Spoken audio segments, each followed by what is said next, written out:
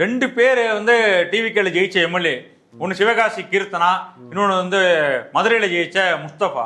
அவங்க 2 பேரும் ஹிந்தியில பேட்டி கொடுத்துட்டு இருக்காங்க தமிழ்நாட்டுல. வட இந்திய ஊடகங்களுக்கு ஏஎன்ஐ மாதிரியான ஊடகங்களுக்கு ஹிந்தியில தானே பேட்டி தர்றாங்க. அப்படிதானே தமிழ்நாட்டுல எந்த எம்எல்ஏக்கள் எந்த அரசியல் கட்சி தலைவர்கள் ஹிந்தியில பேட்டி கொடுத்திருக்காங்க? ஆங்கிலத்துல கொடுப்பாங்க, தமிழ்ல கொடுப்பாங்க, அவ்வளவுதான்.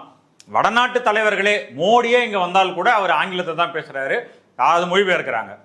ஆனா இங்க இருந்துகிட்டு இவங்க அந்த வீடியோ எல்லாம் வைரல் ஆகிட்டு இருக்கு.